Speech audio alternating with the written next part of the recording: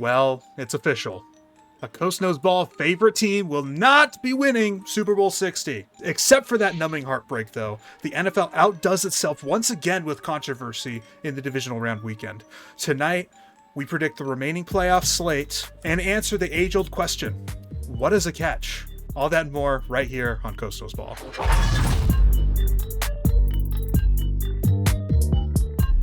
Gentlemen, we need transparency in the review process because I'm so sick of not knowing what the fuck they're talking about. I need to hear what's going on. How does the Big 12 get this right and the NFL can't? Why can we not hear what the officials are saying during the review? What about that is confidential? Why can't we know, NFL?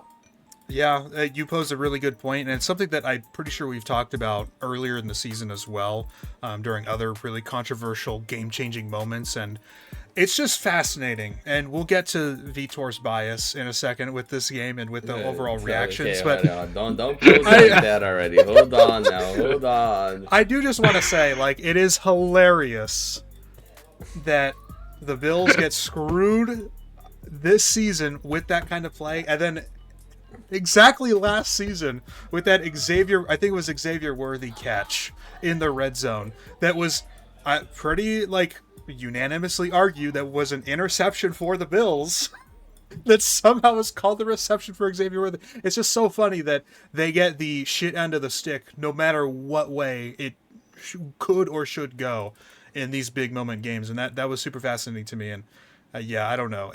We'll get into obviously the rest of that game as well. Beyond that, as well as the penalties that came after that play. But I just can't. That is like one of the worst called quarters or periods of football that I have ever seen in my life. Quite frankly, I can't believe it. Well, not only worse, but just so one-sided, Mm-hmm. and it just made no sense to me. And and for the life of me, I can't process what they're going on about with this call because I can't hear what they're saying. What was the justification for giving the interception to the Broncos there? Why do they feel like he had more possession than Brandon Cooks there when Brandon Cooks literally had established possession on the ground with firm control? Like, I don't fucking get it. I even get ruling it an interception initially, but the fact that they expedited the review, they didn't really review it. I mean, let's be real. You're not going to review a play like that based on the call on the field and overturn it or give it a long time, because this is a playoff game and you don't want, the NFL doesn't want it, and the fans don't want it either necessarily. They don't want the game to be determined by a referee call over a review. And so to that degree, I understand that. But if you can use your eyeballs and see that you got the call wrong, you need to adjust that. You need to fix that. But the other thing too is this is a systemic issue with the NFL. I don't understand how we adjusted overtime rules to make sure that both teams have possession of the football in overtime, but we have not yet allowed for coaches to challenge a play in overtime. I don't know why we have the 2-minute warning standard of you're not allowed to challenge a play. Yeah, that's stupid. If you have a challenge remaining as a coach because you didn't use it in We regulation, also gave them 3 timeouts in overtime now. It used to only be 2, and now it's 3. well, I think always in the playoffs it was 3 and 15 minutes, but I could be wrong about that. Oh, in the playoffs it was 3? That I might think be so, right. because it's That might a be right. full My bad. quarter as well. It's 15 minutes, whereas of course in the regular season it's 10-minute period with 2 timeouts. And even back then, That back in makes the sense. day, overtime in the regular season was also 15 minutes and 3 timeouts. They just shortened it for expediency purposes. Usually overtime games didn't last the full period because someone's going to score, right? But anyway, my point is that, like, yeah, if Sean McDermott and the Bills had an extra timeout that they, or not a timeout, an extra challenge that they didn't use in regulation, why the hell is that not allowed in overtime? It's not a 2-minute warning. It's not a scoring play. It is a turnover play, which is supposed to automatically be reviewed, but they have a challenge. They should be able to use it. It's an extension of regulation. That's basically what this is, to determine a winner. I think that's really stupid. And that's the one thing that the NFL should take away from a game like this and say, okay, this is an actual rule that we can change because of how this game ended. Right. But anyway, Roofy, biased and unbiased thoughts on the call. or the game in general. Yeah, I'll start with bias. I don't care how screwed over the Bills get. I'll be happy. Like plain and simple. I don't give a shit how bad it is to the league. I'm happy about it. I'm not gonna. Hide I feel that. the same way about Texas, Roofy. Yeah, I'm not gonna hide it. I'm not gonna hide that. Okay, like if you're mad at me for the integrity of the game, yada yada. Okay, I don't give a shit. Okay, the Bills got screwed, and I'm happy about it. Plain and simple. Okay. So that's the first point. Okay, and I'm not even talking about the catch. I'm just talking about the fact that the Bills lost, and I'm happy. I'll get to the catch in a second, and then that's for my unbiased part. Okay. Which is gonna sound biased. Spoiler warning, but I promise you it's not. I'm not even gonna affirm anything. I'm just alluding to it. But let me finish the bias part first. Sure. The other part of the bias part is you had 5 turnovers. At the end of the day, you had more than enough chances to win that game. Let's not blame it solely on the refs. Terry Paluga, okay, so like unacceptable display of professionalism by your owner. And I felt like Brendan Bean was actually trying to cover for him. I think Bean noticed how ridiculous that press conference Yeah, was. Bean definitely Man. looked embarrassed there. I think Yeah, Bean, just the whole circus act that's going on with that front office, including the Sean McDermott's comments, shortly before and after being fired. It really is like a total clown show. Well, Bean is just existing there, and the owner is like, "How can I make Bean look like the worst possible person?" And Bean is just like, "I don't associate with what the fuck this guy is saying over here." That's Like exactly about what the it was. Keon Coleman thing, about the catch, about the call. Like he's just been not cool about it at all. The owner has been way too involved and way too loud with what he is saying, because all those questions were not directed toward. Well, I don't know about the about the Keon Coleman thing, but the catch was not directed about him. That was directed to Bean, and he just completely overstepped there. Like stay in your lane, right? Like Yeah, shut the your fuck ball. up, dude. You hire someone to Right. represent you. Let them represent you. Right. And I mean, and another, just to conclude my bias part, like if every single year you have an excuse about something, maybe you're just ass, like plain and simple. Like you had a chance this year, you had a chance last year, and the year before, and the year before, and the year before. Yeah, I'm a Dolphins fan. No, my team hasn't gone nearly as far as your team, but still hate the Bills, and it's gonna be really funny when we win a Super Bowl before you guys touch it again. That's gonna be hilarious. But anyways, enough of that. I am more focused on my opinion on the catch, because let's imagine another scenario there. Okay, Cooks brings the ball down, and he just lets it go. He doesn't survive the ground. That's gonna be called incomplete any day. We agree on Absolutely, yes. He has to survive the ground. Yeah. that. So why are we saying that he survived the ground there? Because I don't know if how can we confirm that for sure? Because in the replay, and the one that a lot of people are claiming is changing their mind, that just released the other day, of the cinematic angle of the throw and catch, NFL films, yeah. he tucks it into his body, and we can all see that happens as he goes to the ground. He has 2 feet Right. down already when he's caught out here, and it's caught like this. It's kind of awkward, right? And he has 2 feet down already at this point, and McMillan does have a hand on it, and I mean it was a well defended pass in general, but he has 2 hands on it with 2 feet down, and then he goes down to his knee, and as that happens, he's able to tuck it into his body, and only after he rolls over, like literally almost entirely over on his back, does the ball come loose, not because of the ground, but because of McMillan. It was ripped out. So my point is, if we want to call that an interception, then we need to change fundamentally what we think a catch is, because we have seen many other examples, including an example in the very next day. The very next game. The very next day, of receivers that get not, we'll call it minimal contact with the ground or whatever it may be, not much time to make a football move or whatever you want to call it. But Devonta Adams, same thing. Makes a catch, 2 feet, gets, as he's getting down onto the ground with a knee, the ball gets stripped out of his hands, and Chicago ends up with the ball. But that in that case, it was ruled a completed catch. And my argument is that both of them should be completed catches because you can see both in both instances the receiver having control of the football with 2 feet and a knee down for both of them. Not just the 2 feet, a knee as well. And in Cooks's case, his entire body rolled on the ground. It rolled over on the ground. And then only after he rolled one time already, the ball comes loose. You know, and so I just don't understand what more you need to see that as a catch. I just don't like. Again, the Devonta Adams one is the example that I point to because it's very recent, of course, and it's very relevant. Just happened, but we've had several. The Xavier examples Worthy of this. one last year is even more of an example.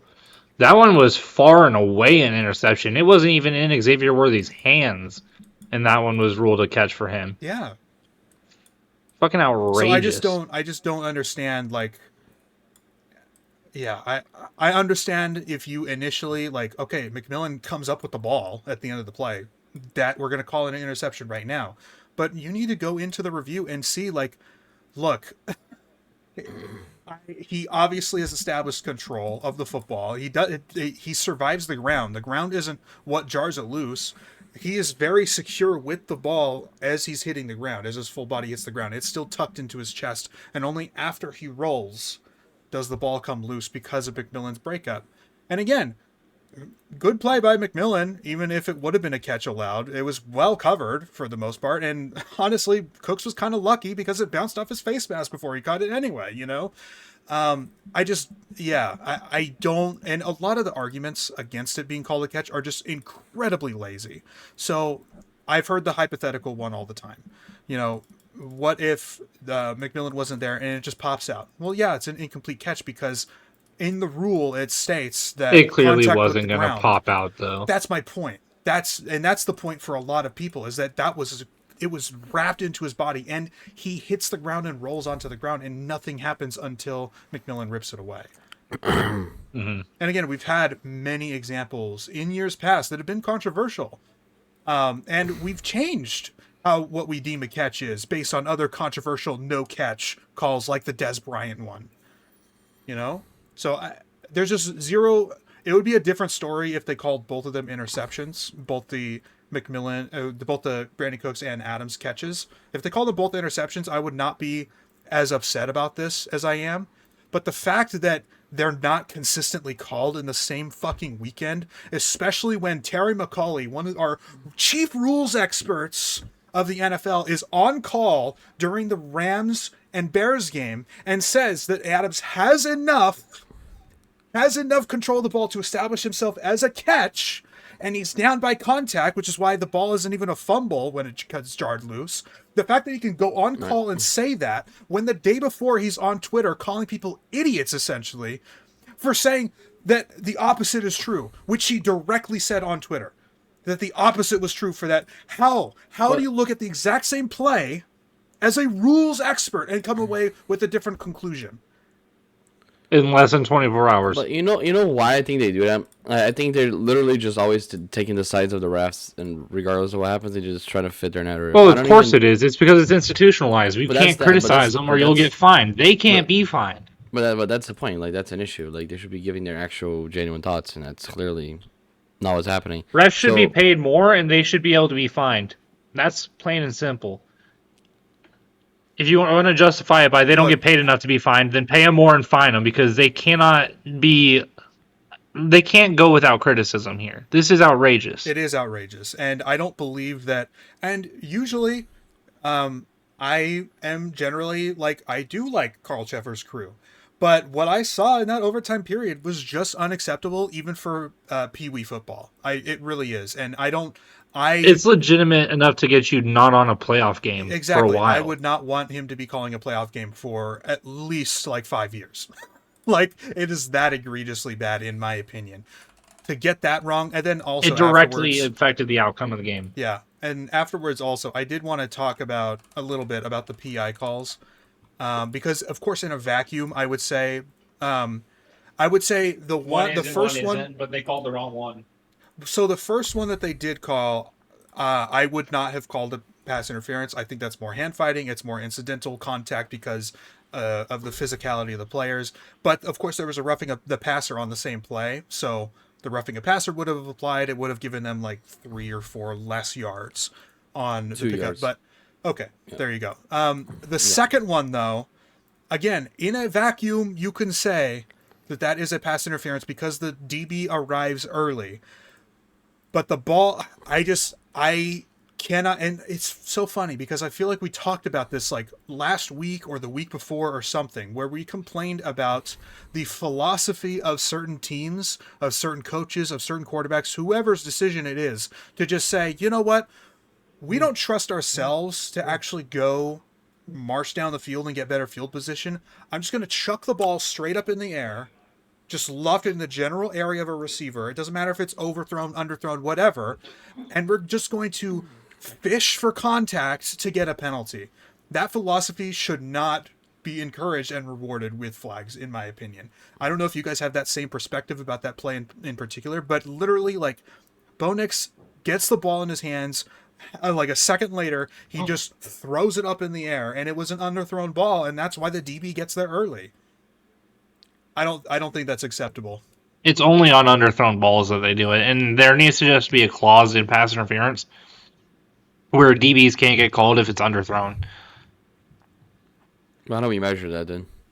We can't measure that. Because if the receiver has to stop and fully turn his momentum around That they to can go sell back that. to the ball, and that results into the contact, No, I- You're right. I think You're if right, the- Vitor. They can sell that, and that's my problem. Is that teams are, and it's not just the Broncos that have done this in the past. It was also the Eagles. We saw that multiple times with the Eagles during their Super Bowl run last season, where they are literally fishing for a call by committing a play like that, and it is just not football. It's not football. Right. It's but that's it's what I'm bullshit. saying is if you underthrow it, you can't get flagged for it. Like the DB can't get flagged for it. That's not happening. We It's- can't. We're gonna open a precedent that we can't come back from. We can't do that. Yeah, that part I do agree with Vitor. There would be a really difficult precedent, and again, then you get into this type of controversy where we still don't know what a catch is. We will then not know what a pass interference is. I think it needs to be a case by case basis,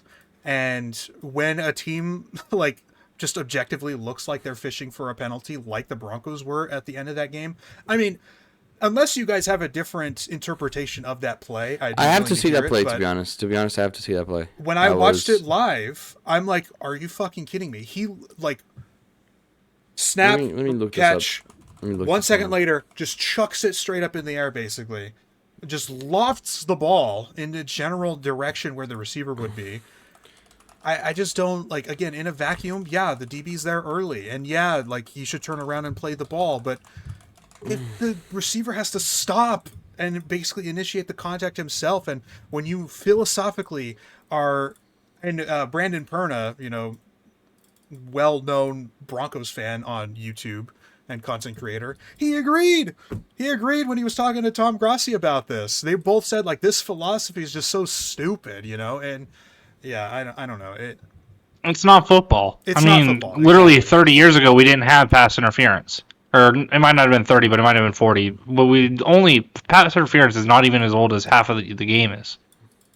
The game is significantly older than the roots of pass interference. And so if your offensive philosophy is just, how can I gamify it? And also, the Eagles did this bullshit with the fucking offsides with the Philly Yeah. or with, not the Philly special, but the fucking The tush push. Yeah.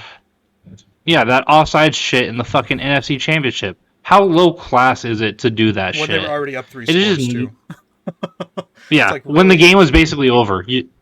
Yeah. This is actually another. We talked about this briefly just a second ago, but this is another thing that the NFL could take from college football, actually, and from the USFL too. Why is pass interference a spot foul always now?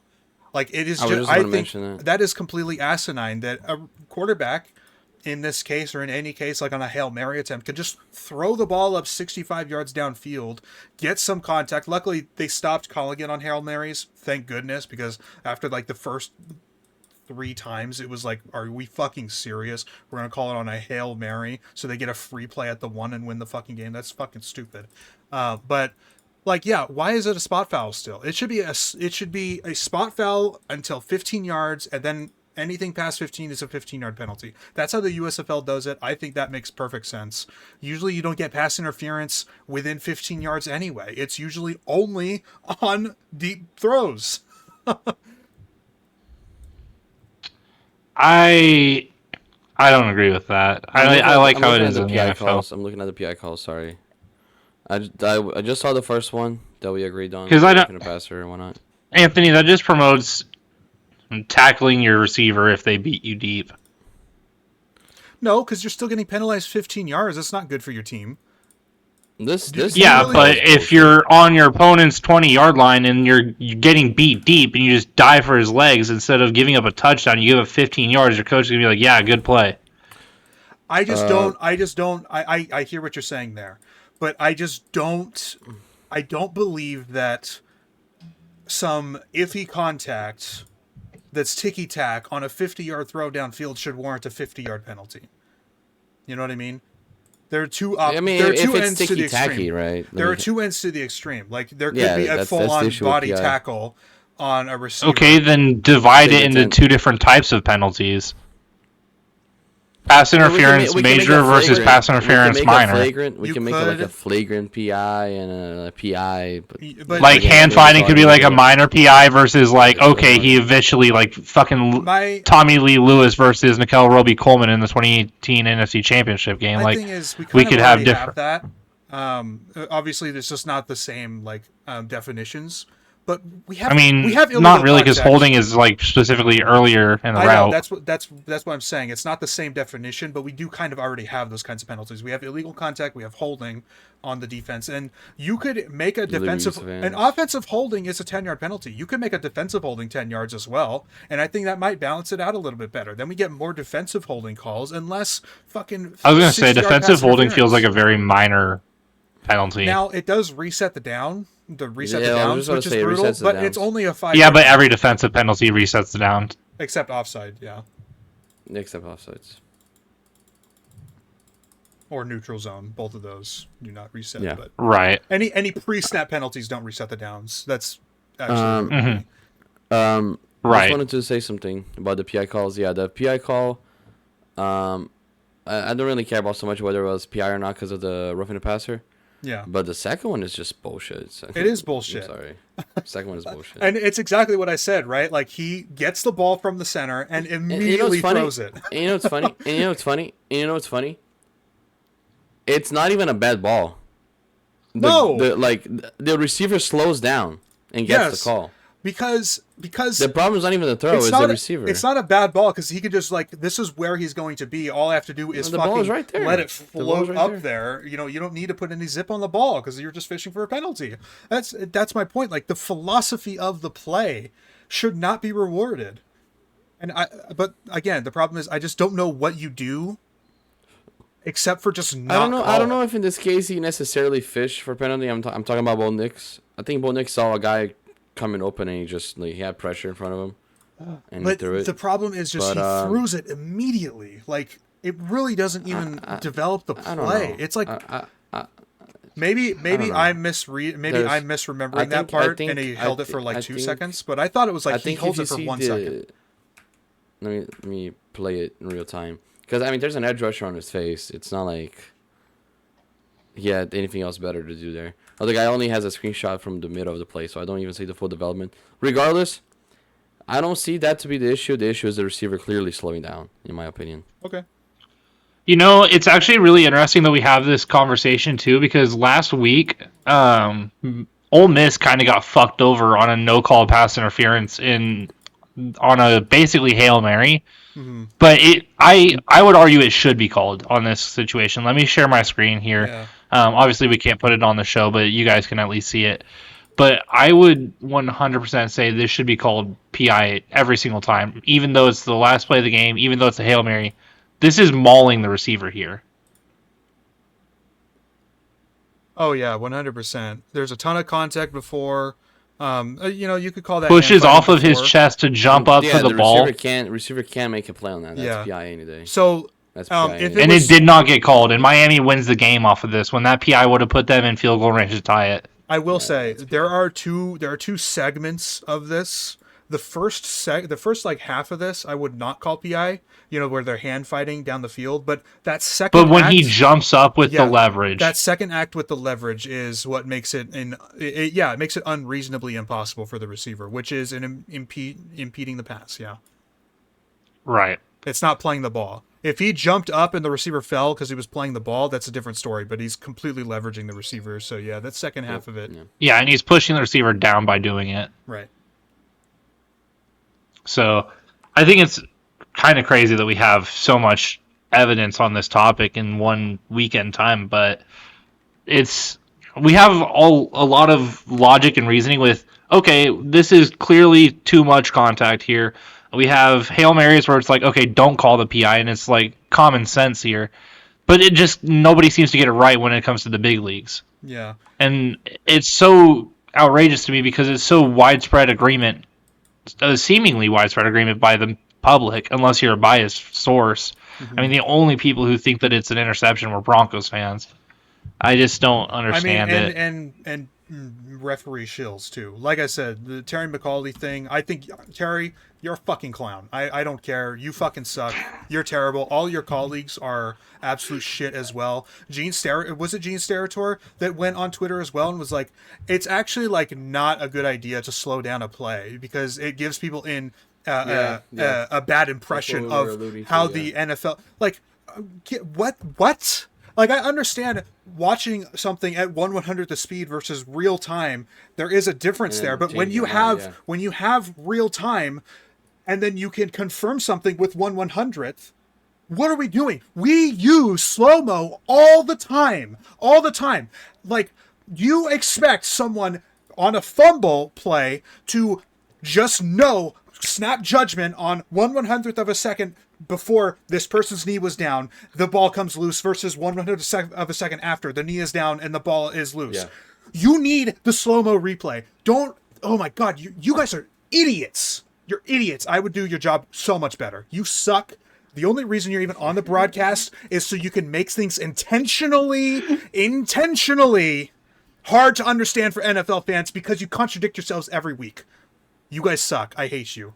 I hate all all referees are bad. You guys are former referees. You fucking suck too. It is so fucking funny too because if we were talking about baseball, he would never make the statement that he could do your job better because he at least understands that calling balls and strikes is a really, really difficult challenge and it takes a lot of years to practice. NFL refs, you legit have like a 1 year training to get your shit done. I know that you guys have your like levels of getting up to the pros and big leagues and you guys have to work your ass off. It doesn't matter because the quality of what you do doesn't get fucking judged. Clearly. No, right, I've seen high school refs do better work. right.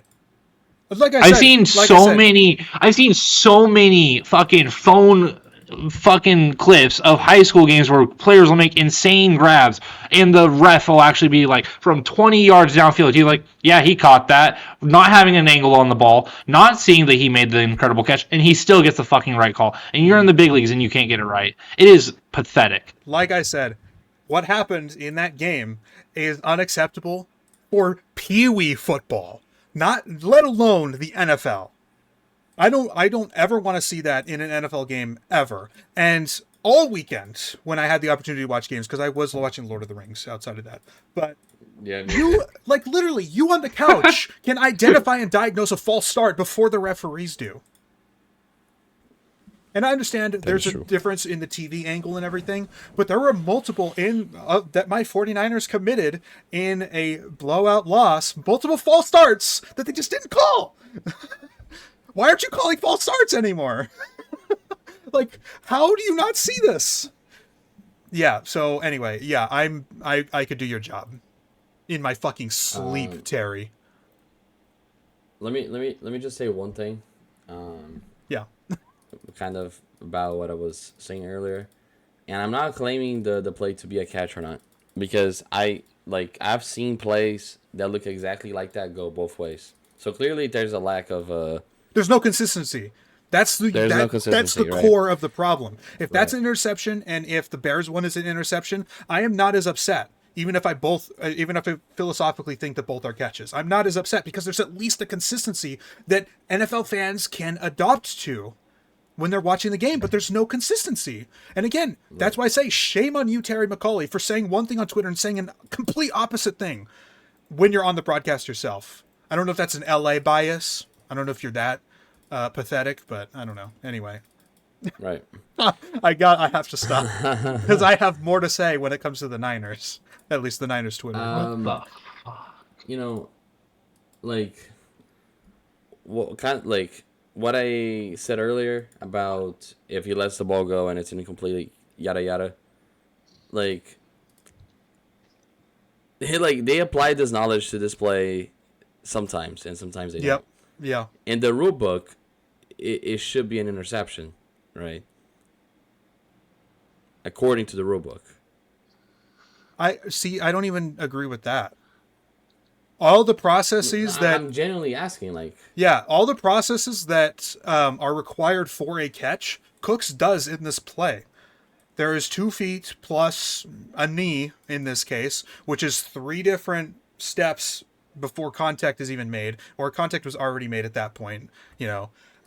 He has control of the football. The ball doesn't it's not like he's juggling the ball in the air or anything like that. He has 2 hands on the ball and he comes to tuck it into his body, into his chest. And as he rolls over, he rolls onto his stomach first and rolls over onto his back. And after, as he's on his back, that's when the ball comes out after a lot of contact already with the DB.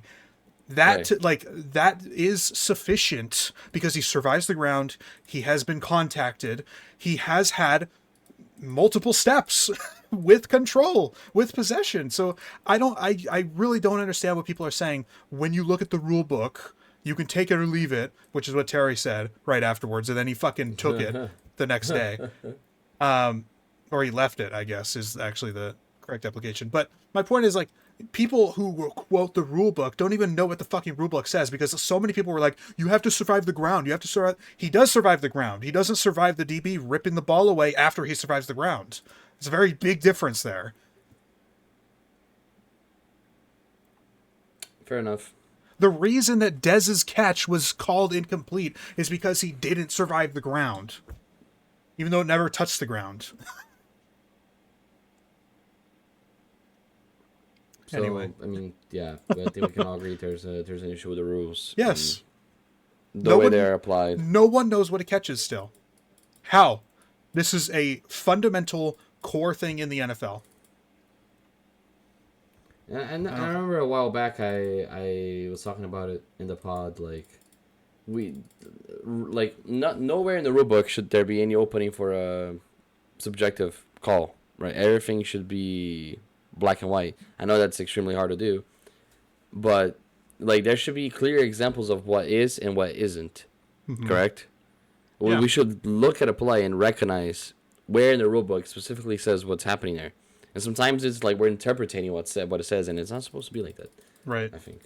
But again, these rules experts, these officials, they like to make it difficult to understand, so that way you're sitting there at home drumming up controversy, so that way they get more clicks everywhere they go on every platform. It's at the point where if stuff like this persists, I just can't watch football anymore. Plain and simple, because it has become a farce if it continues this way. We'll see what happens this weekend with the conference championship games, if that's any better, if we have another controversial. I mean, the NFL is... one of 2 things. They're either scared that another controversial thing will happen, and so the next 3 games will be the most conventionally called games of all time in NFL history, or they are just licking their chops thinking about the traffic and impressions that they'll get. Because everyone will be talking about it if something like this happens again. Oh, yeah. And it's just happened so much lately that it's getting to a boiling point. Well, 100%. So, in other news outside of the NFL playoffs, real quick, I think the other biggest thing to come out this weekend, Baker Mayfield fires shots at Kevin Stefanski in such a GOAT mentality way. but I'm low key bothered right now because Joe Thomas is clapping back at Baker, and I just cannot for the life of me understand why Joe fucking Thomas is taking Kevin Stefanski's side on this when Baker Mayfield has a better win-loss record with the Browns than Kevin Stefanski does. Naturally. Like, dog, you never played for Stefanski. You did play 1 year with Baker, I think, and if you didn't, you were a year before he got there. You should care about the guy who had more success in Cleveland, not the one who didn't really do shit I think for the last 2 years with the best defense in I football. think Joe Thomas retired in 2017, so I don't think they ever actually. It might have been, That's, 17, the year before. But that's just so weird to me, man. I don't For know. him to be like, hey, communication's a two-way street. You should have also texted him. That yeah. I really I understand what people are saying when they say that, but it is never within like the context of a certain situation or within a power dynamics of a certain situation. You're the head coach who is entertaining other options at quarterback. You should be the one to reach out to your starting quarterback at the time. Like I just there's Yeah. no ifs, ands, or buts about it. I yeah. I 100%. don't reach out to my boss when I get fired. That's not how that fucking works, dude. Right. Yeah. Also, also at at the time that he had gotten this news, Baker had also heard that Kevin Stefanski wanted an adult in the room, and that's why they were moving on from Baker at the quarterback position. Motherfucker, he just played on a torn labrum, and you're calling him immature? Like, sure, immature, but whatever. He just fucking played injured for you and gave his heart and soul for your team for the fucking Cleveland Browns. And you want to act like that's not an adult in the room? That's not who you want for your quarterback? It's kind of funny my actually God, that dude. it feels like Baker Mayfield is the only white guy to ever like still have that he's just a cocky loser mentality. You know, most of the people like JJ McCarthy, it's like, you know, people have that impression initially of like this is just confidence and swagger. And then of course we make fun of him after he starts playing like shit and whatever, but it's Yeah, like Baker yeah. Mayfield's the only guy who can't beat those allegations from anyone. As a white guy, at least, it's really funny. Not funny, but you know, I'm laughing Right. about it, so I guess it's funny. It's definitely funny. Strange. Yeah. I guess before we do a quick reaction of the other games too, we want to talk about the coaching carousel a little bit. Yeah, the Stefanski hire. He'll be fired in 3 years because the Falcons won't have success. The Falcons are on a downward trend. The Saints are coming up. The Bucks are still solid. They'll come back healthier next year. The Falcons will finish third in the division, maybe fourth, honestly.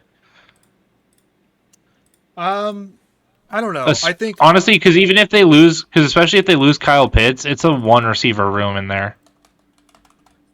yeah. I'm not confident about the 2026 season, but I do think, especially because of their lack of first round pick.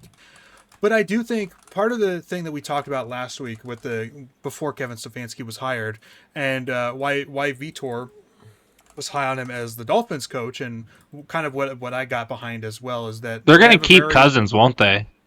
Probably. I mean, what other option do you have at least for this season? You're already paying the guy. But also reunite him with Stefanski. Yeah, that could work. But my point was, like, why was Stefanski attractive for a Miami Dolphins fan? Well, it's because when Stefanski's had an established run game that he's walked into as a head coach, Nick Chubb, Aaron Jones, you know, players like this, right? Or Aaron Jones wasn't in Minnesota at the time. Who was the running back for Minnesota at that moment? It was Latavius Murray and Dalvin Cook. Dalvin Cook, that's right. Yep. So like when solid. he has like an established guy or an established room, something like Devon Achane and Jalen Wright and what's his face? Oh my god, dude. We're going to Melvin get... Gordon. Do you Melvin remember Gordon, yeah. Dalvin Cook in 2 years? We're legit going to get that. Dalvin Cook's going to be the dude, insane pull. Dalvin Cook. Yeah, he might be. That's pretty funny. But Oh my so fucking my point God. is like an established run game with Stefanski has worked in the past. It could definitely work for Miami, and in this case, it could work for Atlanta as well. Bijan Robinson's one of the more talented backs It's gonna be good for Atlanta, in yeah. several categories, and while he was very overrated this year, especially down the stretch where he just could not fumble the ball, But then they have Tyler Algier right behind him. So that's going to be a really strong rushing attack. And that's really what they're probably going to lean on for most of the season once again. And so Stefanski to me isn't a ceiling raiser, but he is a floor raiser as a head coach. I Um, completely it agree. just it just didn't pan out in Cleveland because, well, I do think generally that he was incompetent at the end there. But Shador Sanders, I mean, come on, you You know, can't do much there. yeah. So, yeah, but that's not the only hire that we've gotten so far. Harbaugh. Um, John Harbaugh, Oh, McDaniel to the Chargers. yeah. So I guess we can Dude, go I saw in order here. Benchwarmer Brand made a video already on this shit, and or it might not have been him, but it was somebody else made a video on the hire for McDaniel. But he was like, "I just want to meet Madison Beer. Where's Madison Beer?" Now, people have been making jokes akin to that or in that same vein, like, oh, first he went to San Francisco, then he went to Miami, now he's in LA. We see the trend here, Mike. Like, all right, Right. sure. But yeah, so the Chargers win the Mike McDaniel sweepstakes. A lot of teams seem to have been in on him, which makes sense. I mean, he's a strong offensive mind, just didn't really work out in Miami. The roster had weaknesses, the quarterback had weaknesses, and whatever. You know, it was honestly like a little bit surprising that he was even fired because he didn't get fired on Black Monday, and that I felt didn't like think he would be fired. right. I didn't think he would be fired. And then I But they also didn't even get Harbaugh. yeah. But what was also funny was that he pulled out of the Cleveland sweepstakes, and I thought that was actually a really baller I move thought by that McDaniel was going to be McDaniel. head coach. I thought it was too. Oh, that I was so thought peak. he's taking himself out of Cleveland because Baltimore called or something like that. Or Yeah, the I other thought thing that too, meant- like yeah. if you don't want me, if you wanted me, you would have hired me already, or you would have Given me an offered me a offer already, contract yeah, already. yeah, that So makes I'm just sense. gonna pull He out. pulled his name out of Cleveland because he didn't want to deal with Shador Sanders. Yeah, I mean that could definitely be part of it as well. But I'm shocked that I don't. Again, we don't know the behind the scenes, but Detroit hires Drew Petzing, who was the OC for Arizona last year. He's making a Great lateral hire. move. I'm not a big fan of it. Maybe you can try to. I think convince it's a me great hire otherwise. for them specifically. I think it's a horrible hire for the Cardinals because he wasn't a Kyler Murray offense. This is a great fit for Yeah, that's Jared fair. Goff and the Detroit offense. I mean, we'll see. Maybe I can buy into it after camp or something. Or I mean, this is a Kevin Stefanski prodigy, is what not prodigy, but a Kevin Stefanski product. I hear you. I just don't. Again, the results last year, and you're right. You know, half the season was with Kyler Murray, and that wasn't a good fit. So maybe that part of that is like plaguing my mind still. So I can buy into it. Yeah, but because they put up numbers with the Brissett offense. yeah, I mean they were playing from behind a lot too, so that's part of it. But yeah, 100%. That's also true. But anyway, I was more lukewarm on it, especially when Mike McDaniel was still on the table. So I don't know if they even offered McDaniel a position. But imagine Mike McDaniel with Jameer Gibbs and David Montgomery. That's pretty fucking cool, right? So I thought that was a really good fit. But I think LA is a good fit too, and not just for the run game, but for the passing attack. I think that Mike McDaniel, the last time he's had a receiver room that's been this deep potentially and this healthy was with San Francisco. And think about how successful that offense was down the stretch of that 2022 season in his last season with San Francisco. So I can see this being a really successful hire. Congrats to the Chargers for winning the sweepstakes. Like I said, there were like 3 other teams that were super interested in bringing him in as offensive coordinator, and the Chargers ended up winning it. So I'm interested to see if Spencer Rattler gets trade talks because he was, according to PFF, he was the 26th quarterback of the year or 25th of the year last year, and he played decently well. I think there could be a number of backup quarterbacks that, because of like how surprisingly weak this quarterback class of 2026, the rookie class, has gotten, that people would rather take a flyer on trading a 7th or 6th round pick for a Davis Mills or something like that, or going in and signing Malik Willis out of free agency and taking a flyer on that for 1 year and just seeing if it works out, you know? Again, in large part because of how weak this rookie class is, and Spencer Rattler could be in the mix there. I think it's Mills. I think it's Willis. Could be Rattler. Definitely Mac Jones as well. Although Mac Jones is probably the most expensive on the market there. He could command a day 2 pick, and he probably will as the draft gets closer and closer. if they decide to trade him at all. That's also a possibility. PFF has Devon Vele as a wide receiver 1. He's top 32. Wow. How about it? That's disturbing. That's disturbing. In other news, Titans hired Robert Saleh. Gone too soon. I wish we just made you the highest paid coordinator of R.I.P. all time.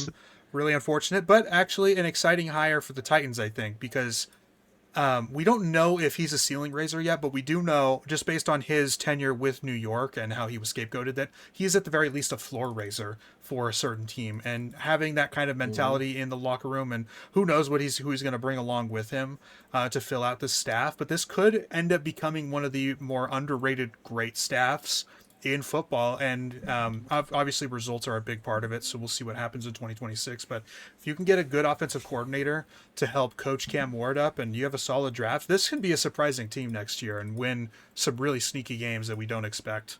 That whole AFC South is pretty solid. Yeah, it's gonna be fun to see Salah and Cohen same division. Yeah 100%. Yeah, after week 4. Yeah.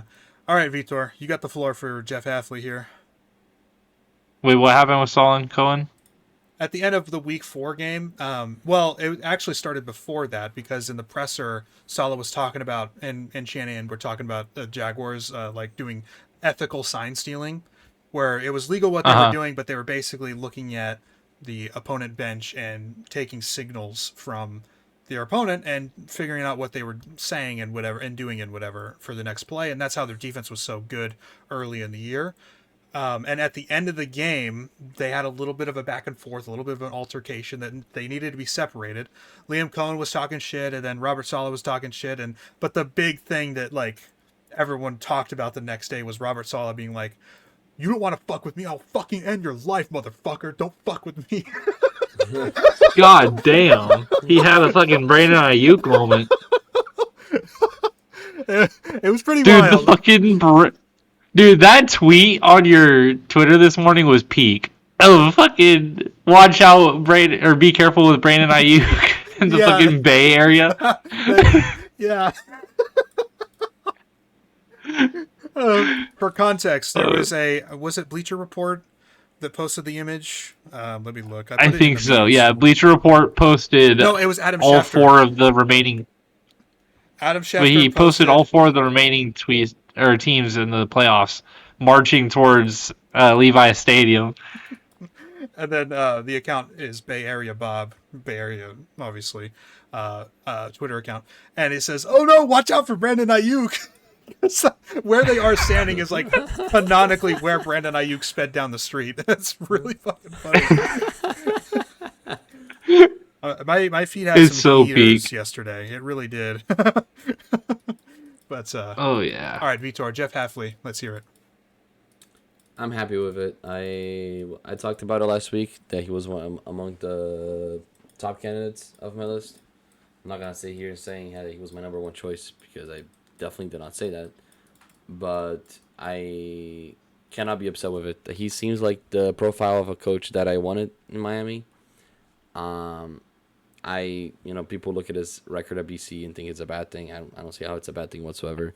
It's a program that's never been, in that level. He made it into a pretty decent program, I thought. And from there, he became a DC in Green Bay and did a very good job there, I thought. Not many good names in that Green Bay defense.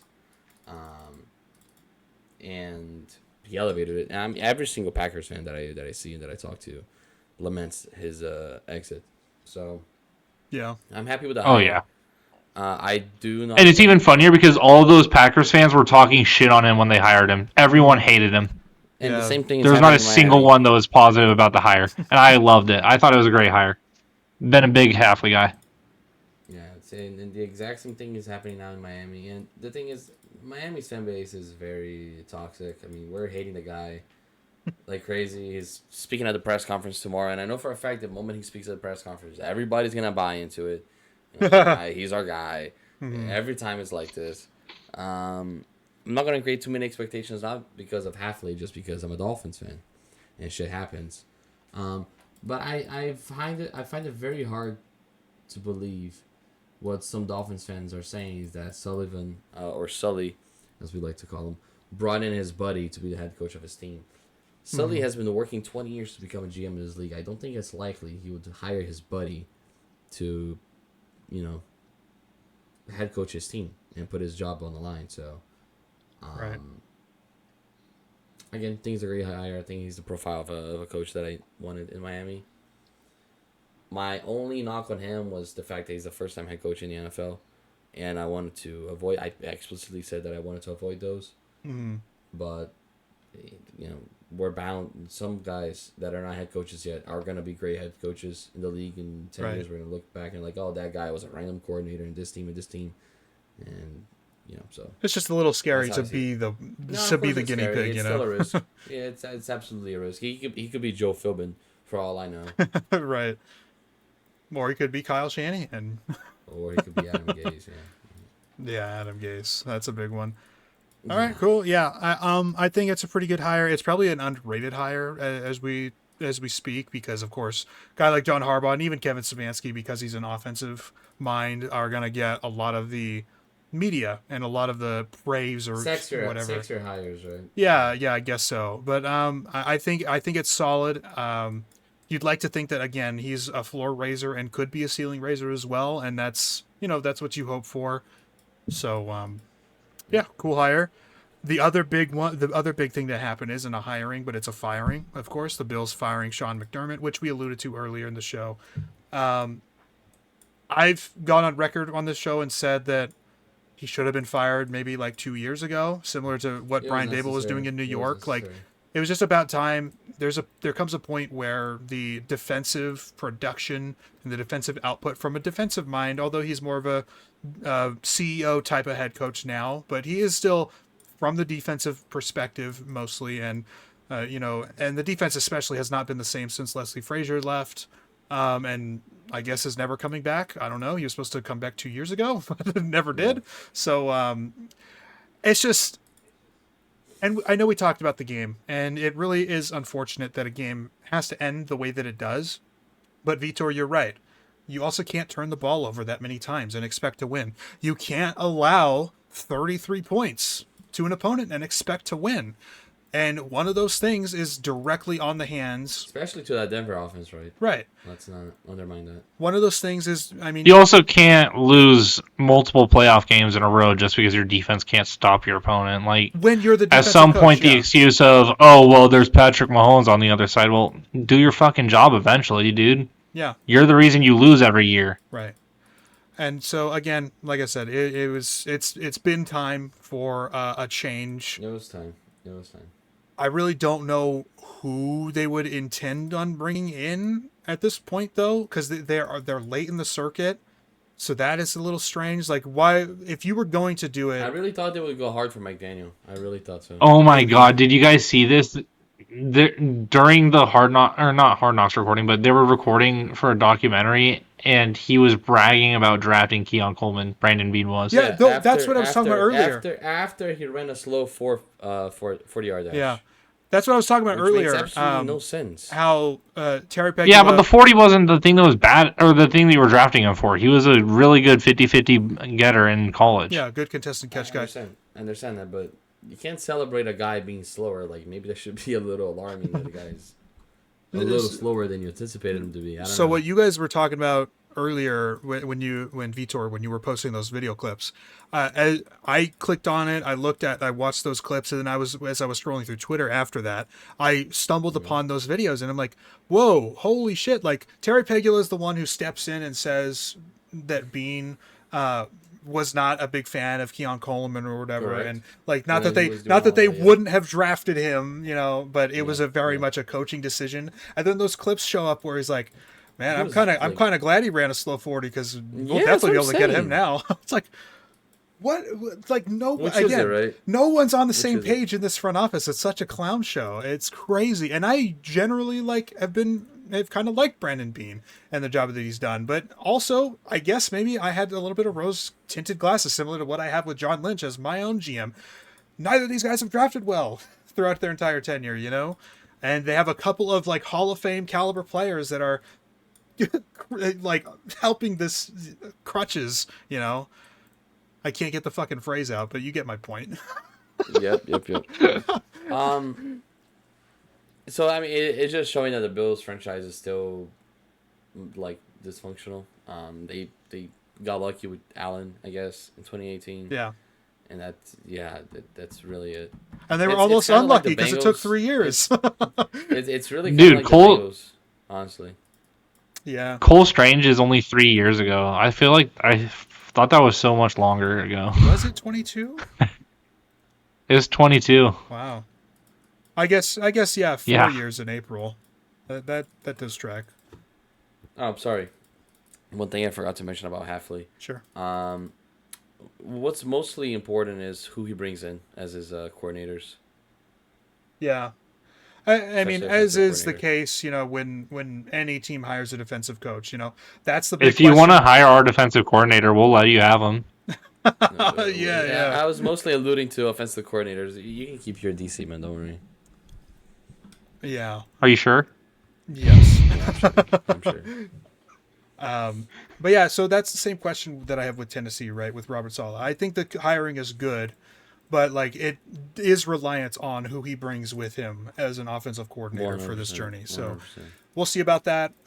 Perhaps the Bills could be interested in a Kubiak, you know, whether it's Clay or Clint in the NFC West here. Both of the offenses very, very strong this season. So maybe that's a direction I would that be they shocked go. if Kubiak doesn't get a job.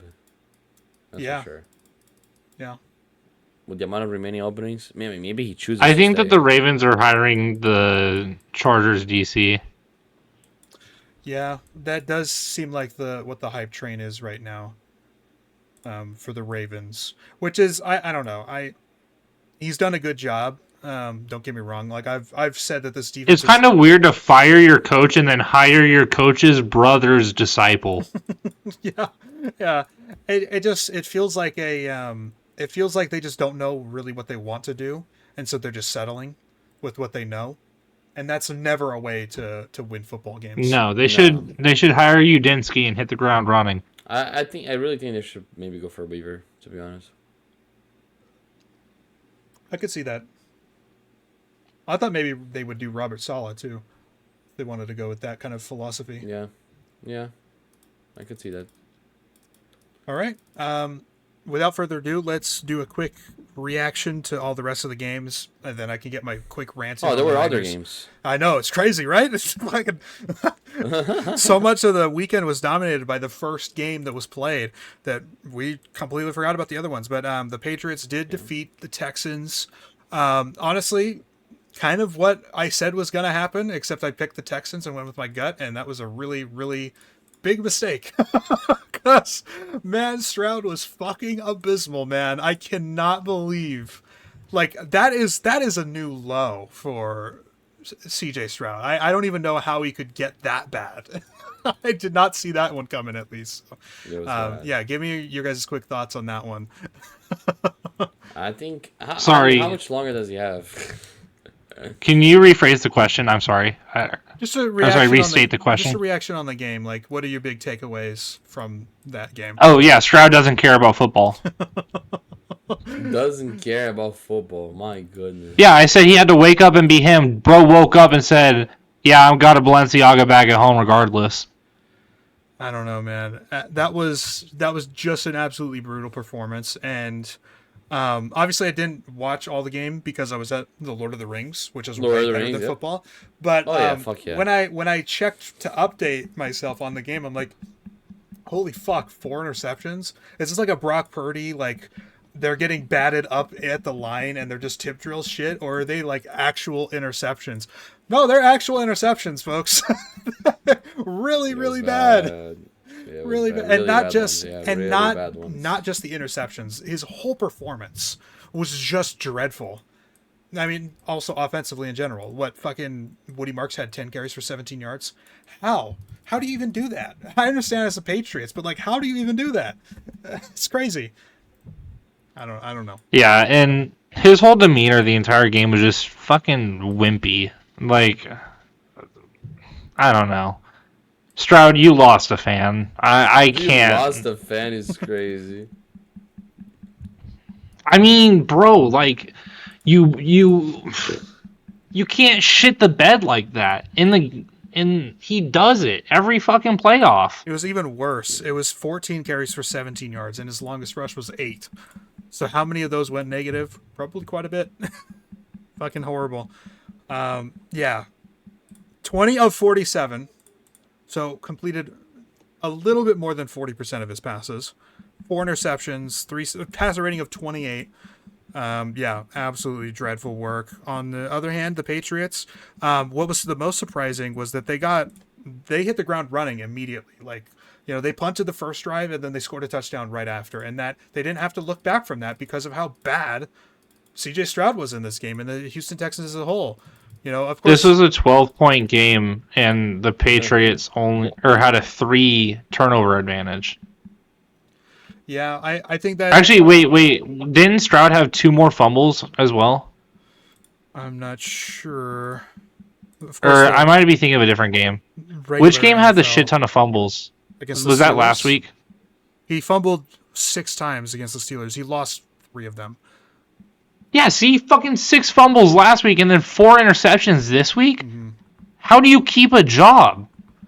Yeah, it's kind of ugly. And we mentioned Davis Mills as a potential starting quarterback elsewhere next season, but maybe they don't Dude, you even- got to just start the guy. Yeah, maybe they don't get rid of him because they're like, fuck, we might need a Davis Mills on our roster just to stay maybe a contender next year or stay, keep pace with the rest of the division. Sad. It is. It's crazy. Why is CJ Stroud's page not popping up for me? CJ Stroud. There, finally. Fuck. Let's look. Did he have a fumble? No fumbles, but 5 of them last week. Yeah. So in the last 2 games, he had 5 fumbles and 5 interceptions. 10 turnovers in 2 playoff games. CJ Stroud is what Genuinely unbelievable. CJ Stroud is what we called Lamar for so long. And Lamar is still that to an extent, And- but he's that to an extreme. But minus the rushing talent because he has 0 awareness for his surroundings and he's not fast. Yep.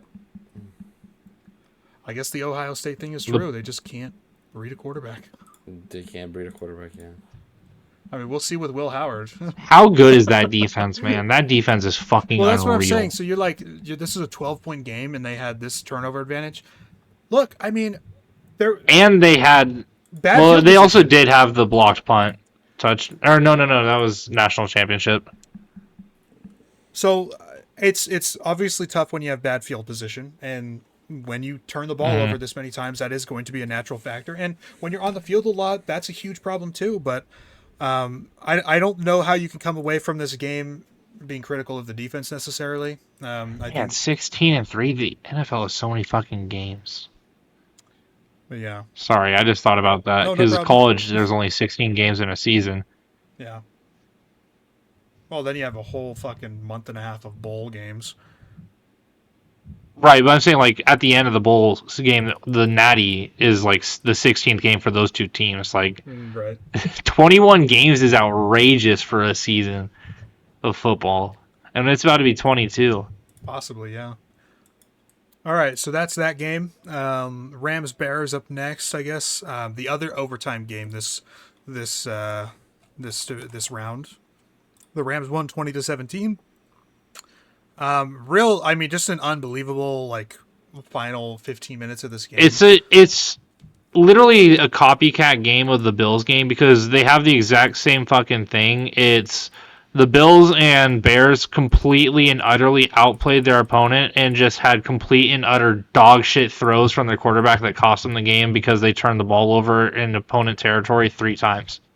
There's that element to it. There's also the fact that going for it as many times as the Bears did in enemy territory as well when you could have taken points. I mean, imagine if they just take the points one time. This game, they would have won in regulation as opposed to lose in overtime. If they just take the points once. So there's that as well. Mm-hmm. Yeah, very inconsistent game from Caleb. There were some really, really head-scratching throws, and he only completed 50% of his passes, basically, just above. So there were some really bad reps from him, and I kind of come to expect that. Like, he's good for 1 or 2 bad throws a game at this point, at least. And, in a I playoff don't. game against a really tough team, I can see that as well. You're going to have a little bit more of those. The last one is kind of like a 50-50, his fault versus DJ Moore's. I don't like the I have decision. such a different take on that. Okay, let's hear it. I've seen so many people blame DJ Moore I'm on not that, and it blaming is him. not. I don't think it's his effort. I just think Well, it's his you route. said 50-50, but I just think this is 100%. Why Okay. the fuck are you making that throw? You have a field goal to win the game. It's second down. Mm-hmm. It's not second and outrageously long. Why are you putting the ball in risk? That is the dumbest thing that you can do right now. Just be smart with the ball. You're running out of the pocket. Throw it away. I That's hear you. all you have to do there. You don't need to force it downfield where the DB is clearly beating your receiver. You're forcing your receiver to make a play when you don't need to. I hear you. You're nowhere near forcing your receiver to make a play there. Yeah. Just take the next down, live to see another day, because all you need is 20 yards and you win. That's all you fucking needed. Right. No, And you force it downfield. I think that's such a bad IQ play from a guy who knows better than that and has shown that he knows better than that all year. I just disagree with that take. I don't know how you can blame the receiver for Maybe the that. problem I should be agree. the play call, no? I agree with what you are saying about it. As I said, I do believe that's a bad decision by Caleb Williams to throw that ball there.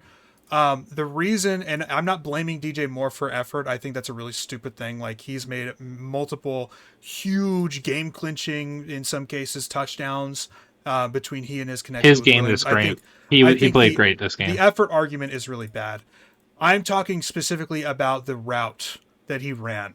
There is a legitimate hypothetical, in my opinion, and of course it's a hypothetical, so you can throw it out the window if you want. But it just, in my mind, if he runs a better route there, because he drifts upfield like almost like a post in a way, like he's going for the pylon. If he flattens out, and that may be what Caleb was expecting him to do, if he flattens out like on a true crosser or a true like dagger type of route there, then it might not be a completion, but I don't think it would be an interception either. So I think there was a little bit just of a bit of a misstep on the route by DJ Moore, but also a bad decision by Williams. So maybe it's not 50-50, but I think that DJ Moore did not run the best route, is my point. My biggest complaint with that play also is him rolling out completely caused him to miss a 10-yard reception over the middle that had no DB within a mile of the receiver. Yeah, that happens sometimes. Sometimes we turn down the easier play for, that home run ball. That does But why are you happen. not looking for the underneath route there? Why are you looking downfield? Well, that makes I mean, no sense to me. Caleb, it is such incompetent quarterback play in the time where you need competent quarterback play. Caleb is a gunslinger quarterback. You had the easy play. He likes to be the hero, and of course that does come with its flaws. But you also have to consider, I would have to re-watch the play over again to see where his eyes are on the whole play. But you have to remember as well, only in certain plays are you even scanning. Okay, so you mean the check Sorry, down? I tried to mute that. Or yeah, look at this. So the check down where he slips out. So I get it. I get what you're saying. But for a lot of times, if you're looking... No, sorry. Oh, god damn it. Why does it keep putting the audio on? It might have been on his other interception in the game, but I swear to God, he had a wide open crossing route down the middle, or over the middle, where he could have just had 15 yards gaining. He may have. My apologies. I don't see it on that one. And, even then, you could argue just take the check down, but, if his eyes are downfield, he's not going to see the check down, right? And that's why I wanted to, if you had the ability to look at the play to see where his eyes are on the play. They probably won't show it because it's not, or it'll be really hard to find here because it's not the game-losing interception, and that's what everyone's going to post about. But if we find it later, we can right. talk But about even completing this pass to this running back here, that gives your kicker a chance right there. I hear you. But your he's your not kicker has a looking- chance he's not right looking there. at his check down. If you actually look at where his eyes are, he's looking toward the open field. Okay, on this portion, you can't see my mouse, but he's at least to me. Okay, but Anthony, where his eyes are straight up the middle. He sees both linebackers here, and what quarterback would not know where his exit check down is automatically? I need to make this bigger. Hold on. I guess he could be looking down the middle. He could also be looking to the right a little bit as well. I guess again, just my point is that I don't think it's a good decision, but I also don't think that it's a good route. I But I also see zero. Like, sorry, he wasn't rolling. He must have been rolling right on a different interception in the game, but he wasn't even rolling out really. Yeah, It wasn't like he had pressure here. I think you're mixing up two different Wide plays, open. but I again, I understand what you're saying, but I'm just saying that DJ Moore could have run a better route, and this probably doesn't end in an interception. Not that it ends in a completion, but it probably doesn't end in an interception. While I agree, he could have ran a better route. This is one of those things where there's a prerequisite to getting to that issue, and the prerequisite is the guy who needs to, like, who makes all the fucking decisions needs to know not to make that decision, especially with zero pressure. I mean, there's nobody even close to him in the pocket. And that's a fair criticism to make. And most people in this scenario would put more blame on the quarterback. I'm just calling it like I see it. That's all. I am not suggesting DJ Right. Moore lacked effort. I think that's ridiculous. But it seems like a lot of Bears fans think that he lacked effort, which is honestly kind of crazy to turn on your player like that. But This is an absolutely outrageous tweet. Caleb Williams, the interception was my fault. I need to be better. Ben Johnson, the interception was my fault. I need to be better. DJ Moore, crickets, his fault. yeah, What are you talking about, dude? That's lame as hell. it's just noise. Yeah, no point in even engaging with, especially with Polymarket in general. I think they're a dog shit page.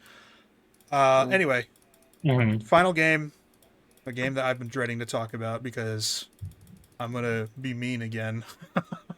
Tara McCauley hopefully soiled his pants crying after me insulting him earlier today.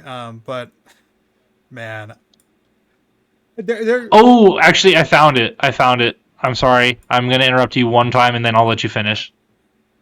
So this one. Look at this shit. On the down the middle. 2nd and 15. You're Yeah. going to get so much yards if you complete that. Yeah. Why are you not throwing that there?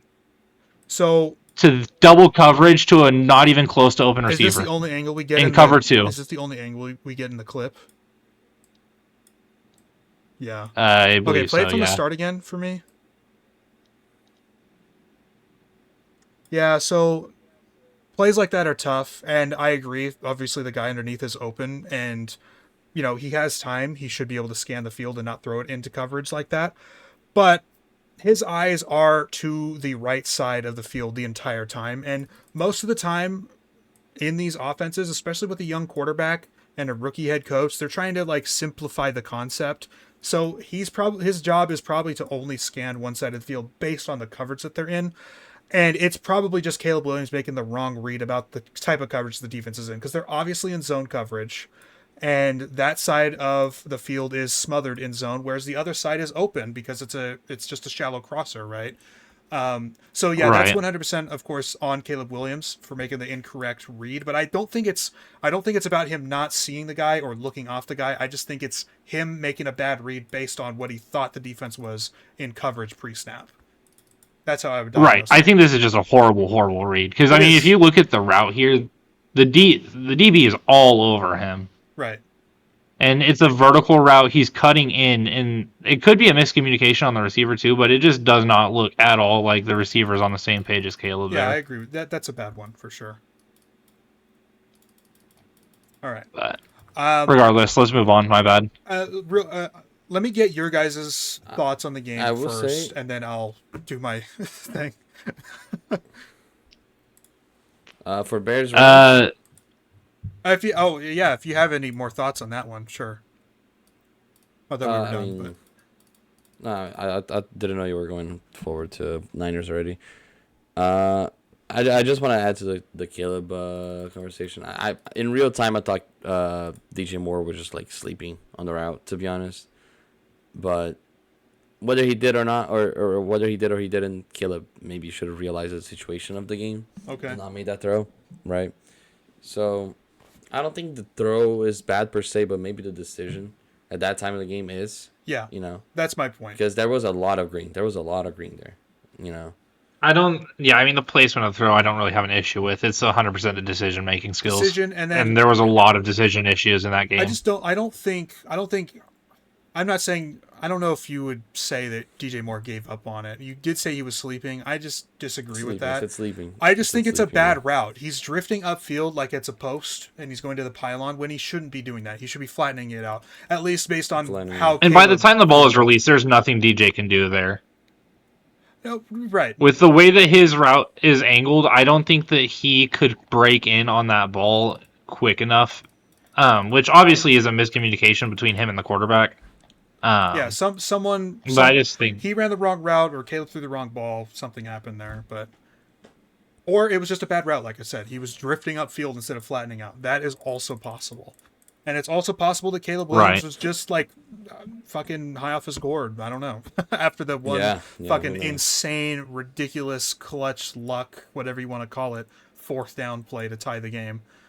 I'm surprised actually that the Bears didn't go for 2 there because of how aggressive. yeah, the I was Ravens kind were. of pissed that they didn't. And I felt like it was the situation that you should go for 2.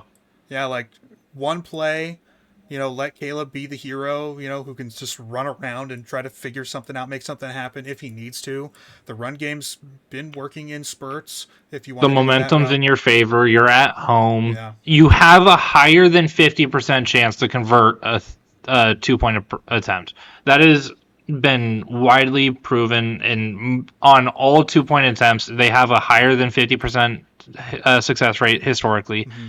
Don't push the game forward where it is a 50-50 at that point.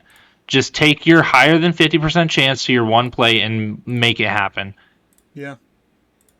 So yeah, that Also, you're an offensive guy. Have that play call ready. Right. Know that you're going to or have a 2-point conversion that you feel confident in calling. right, like the Seahawks did at the end of the Rams game in overtime.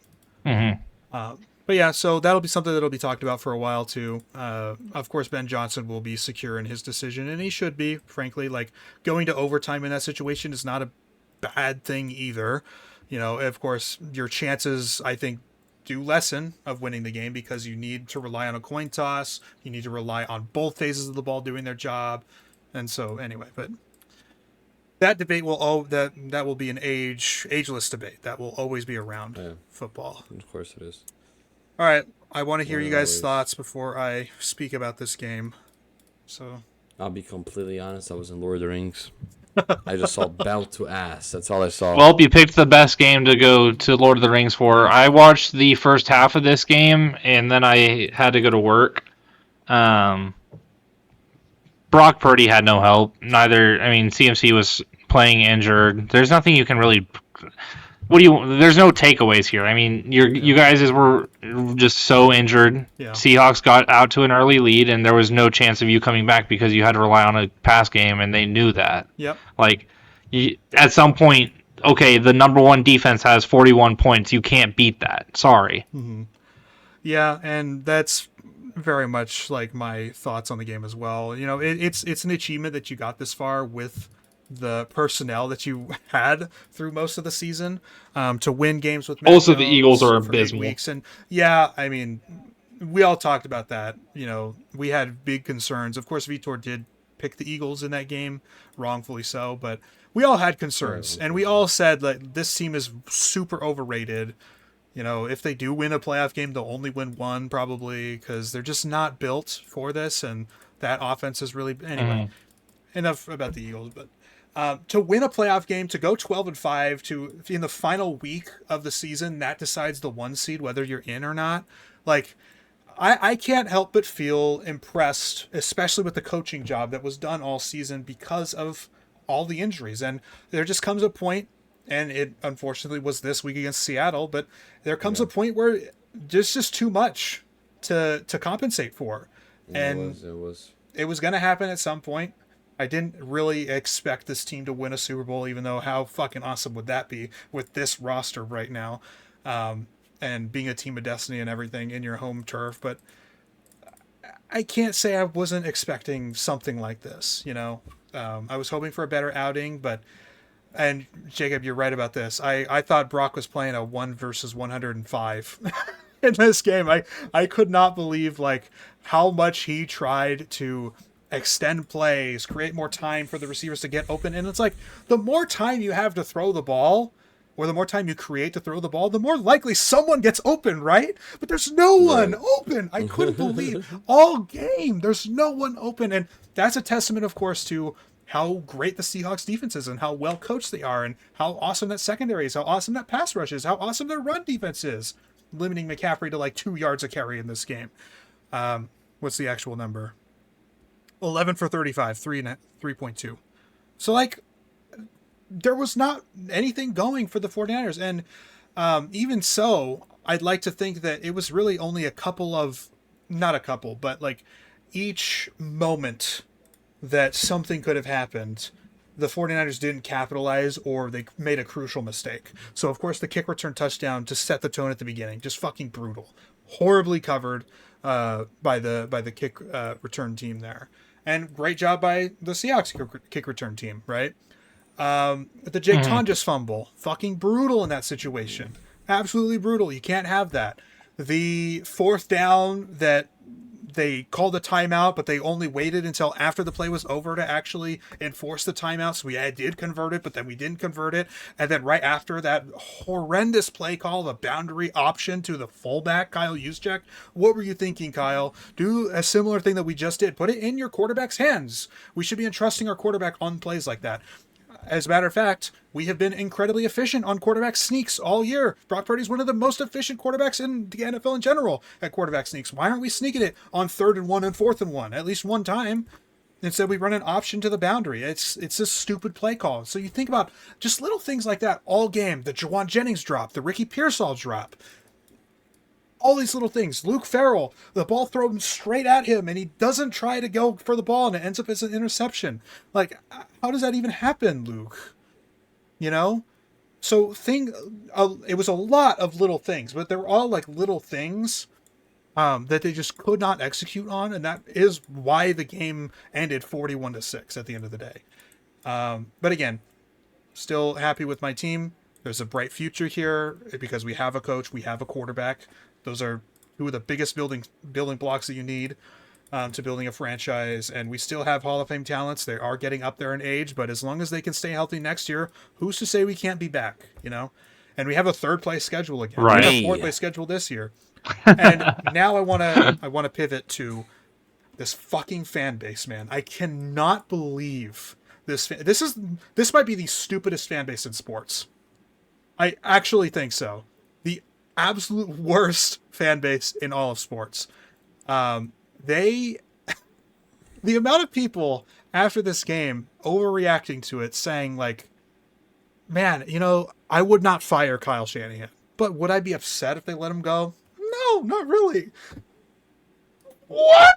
Make him a dolphin. Make him a dolphin. I would be so upset. I would be so upset. What are you talking about? Have you not watched what has happened all year?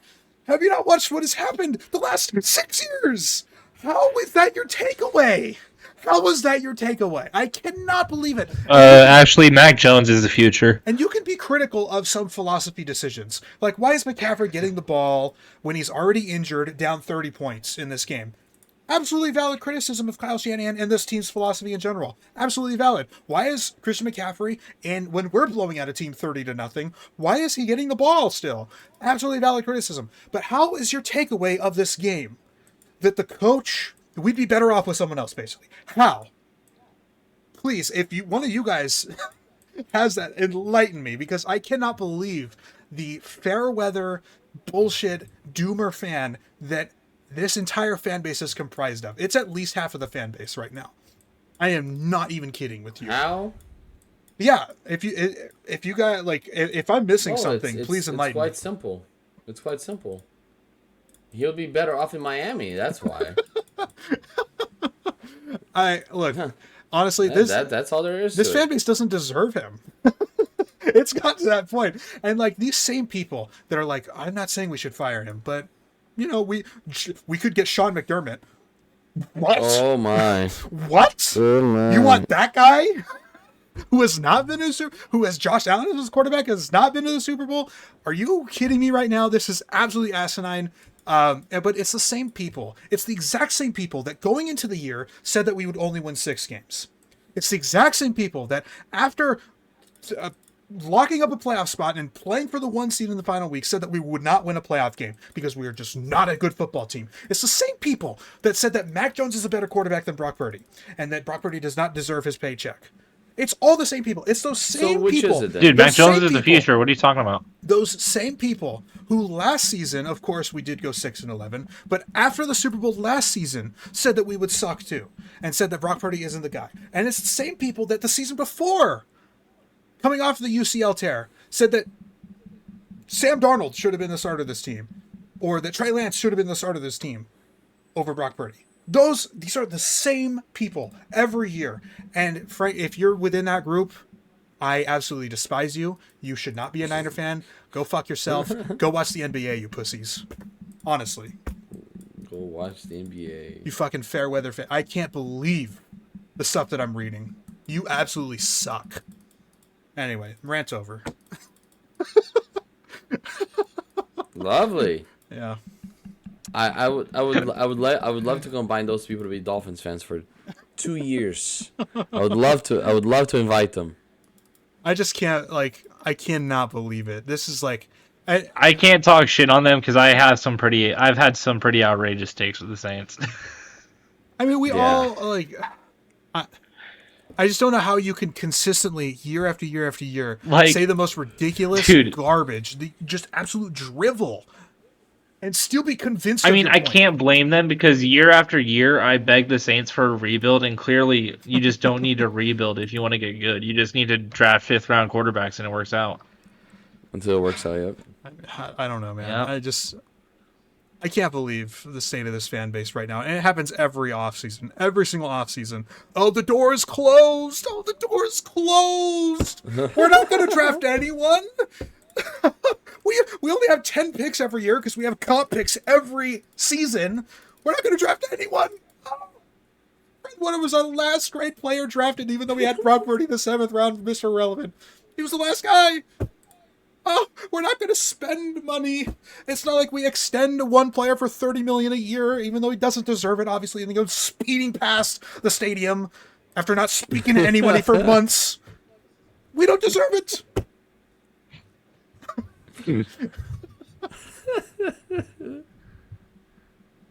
Anyway, let's talk about the championship games. Give me the Rams and Patriots, and then give me the Patriots. Fair enough. I can see it. You're a terrorist. You're a terrorist. Honestly, agree. Yeah. I'm sorry that I picked the teams that I think are going to win, guys. This whole picking the fun team hasn't fucking worked out. I'm with you on the Patriots pick. I am rooting for the Seahawks this week. As a Niner fan, I do not want to see them. And that's the other thing. That's another thing. This fan base, a lot of people in this fan base are like, I would rather see the Rams win the Super Bowl because they don't have a fan base that's going to gloat about it for the next 6 months. Are you insane? The Rams are our number one rivals and have been for such a long time for a reason. They're Los Angeles. We're San Francisco. Why do you care about Seattle? Who you win against? I don't get it. I don't get it. If Seattle's the better team, wouldn't you rather them win? Because it's a reflection on us? Oh. Right. Like, if Seattle goes out there and fucks up the Rams, that looks good on the Niners, motherfucker. I can't believe it. I was praying Indiana won, because if Indiana boat raced Alabama and then got their ass kicked by Oregon, Oklahoma would have looked bad. Yeah. All right. Yeah. I've got the Patriots as well. They should win this game. Jarrett Stidham is the quarterback for the Broncos this week. That is unfortunate for the Broncos. I do feel bad for them. You know, to make it this far to the AFC Championship and then your starting quarterback. Now you have to settle with Stidham. Like, that's kind of rough. I'm sorry. Robert Saleh could quietly bring Cam Ward's new number one wide receiver with him from the 49ers. Picture it is Brandon Ayuk. That's what they meant when they said he's going to bring people over from San Francisco. He's secretly been in contact on a burner phone with Ayuk this whole time. He's like, yeah, go speeding down the street. It'll be a really performative thing, and they'll definitely not want to talk to you after that. This whole Ayuk situation is just crazy. Unbelievable. We'll still get it. Oh wait. We'll manage to trade him in some kind of package. Watch, it'll happen. Right. We'll send you guys a 7th round pick. Biased Niners fan said, "I don't think people realize this guy is never going to play football again."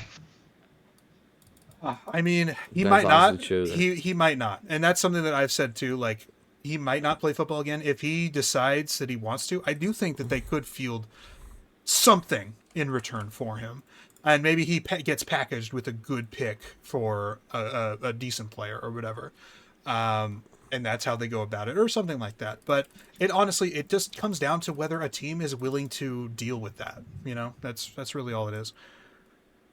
But I will be optimistic on that front. And as I alluded to, I am picking Seattle as well. I do think they're the better team. I don't believe that it will be quite the same game that it was either time around in the regular season, where the Rams kind of dominated that game, even though they didn't score many points, and then Seattle almost won in the end anyway, even despite the Sam Darnold's 4 interceptions. And then similarly, the Seattle coming from behind, getting lucky on that 2-pointer, all those things that just created a recipe of chaos for the Rams, and they just couldn't quite recover from that in the fourth quarter.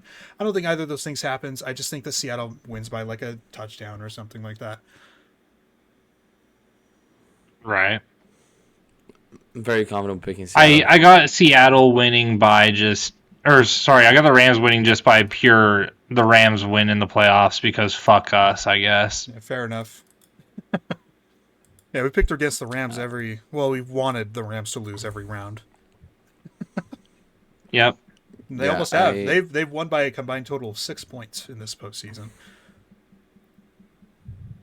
Mm-hmm. I don't really have. Yeah, no, I mean, last week was it for me. I mean, Matthew Stafford played like hot garbage. I don't this is the league MVP. Like, Drake May just balled out, and Matthew Stafford gave you that, and you're confidently asserting him as the MVP. Like, I'm sorry that it's a regular season award. Like, can we at least talk about how they're playing in the playoffs? Because Matthew Stafford hasn't been good. He hasn't really recovered since that Seattle game, actually. Think about his performance against the Falcons the next week, and then it was the Cardinals, so not a big deal there. But then against the Panthers again, pretty shaky. He was clutch in the fourth quarter, but I guess that's all he needed. But I digress. And then this game against the Bears, he wasn't very good either. So yeah, kind of a decline. We'll see what happens again this week against the best defense in the NFL. Yeah, at least number 2. Right. Realistically, all the evidence says Seahawks blow out. I'm just going off of past history when I pick the Rams. The refs will keep it close. Oh yeah, the refs will not be favoring Seattle. But yeah, so that's my Super Bowl.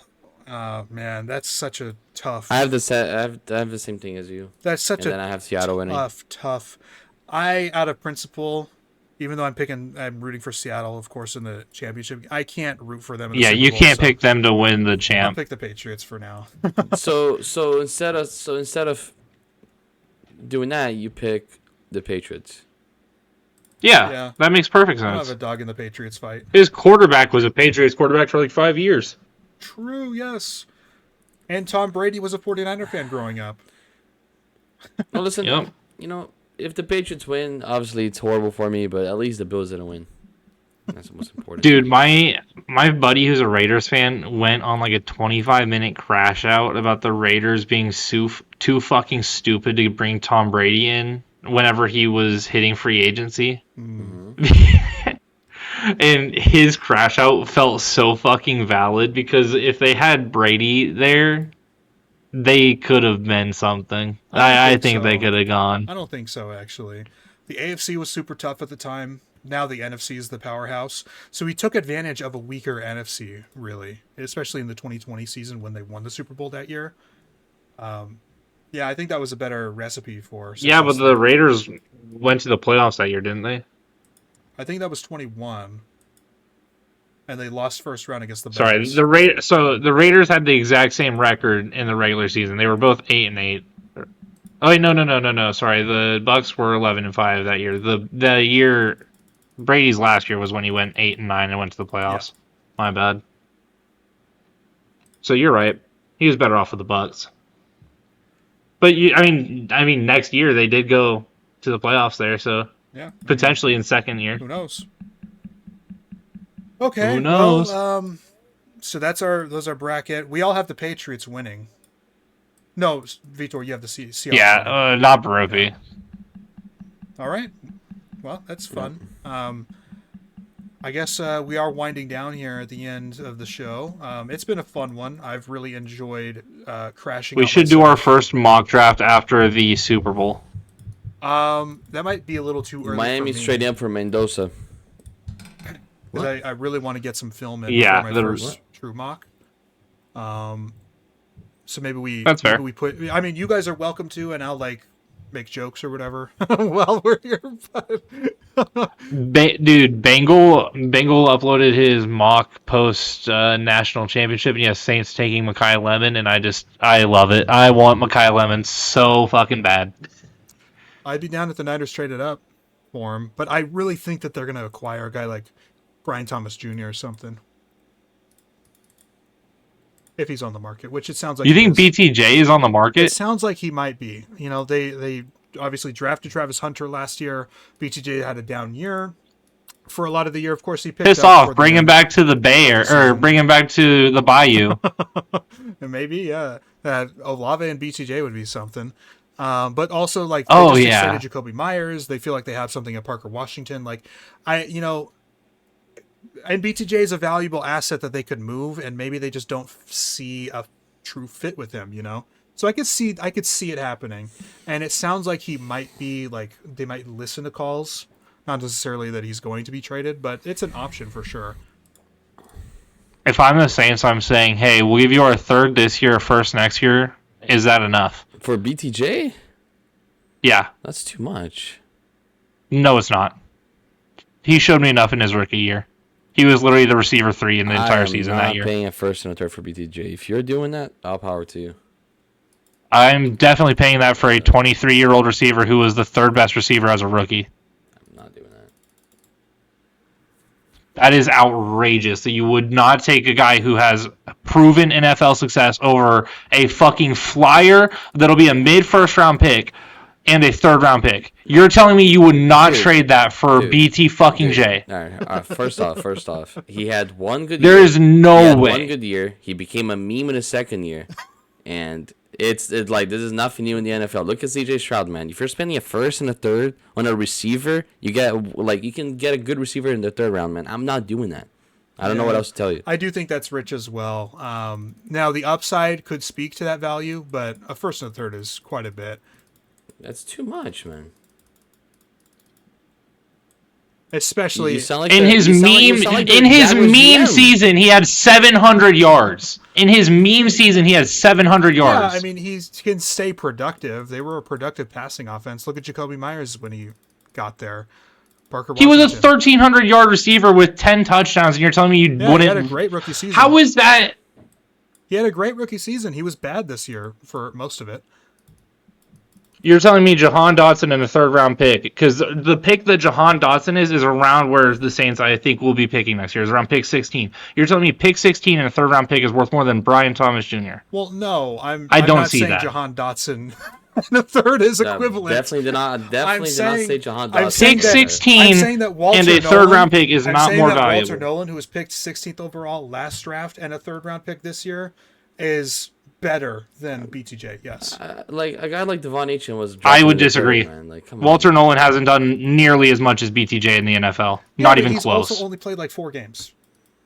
So it's still. He's also the same age as BTJ and had one good year in college. I don't think you understand the value of the first. They're both the same age as me. I'm not bothered by that. A first overall pick is just a lot. It's just a lot. It's too much. I don't think you're understanding what you're saying.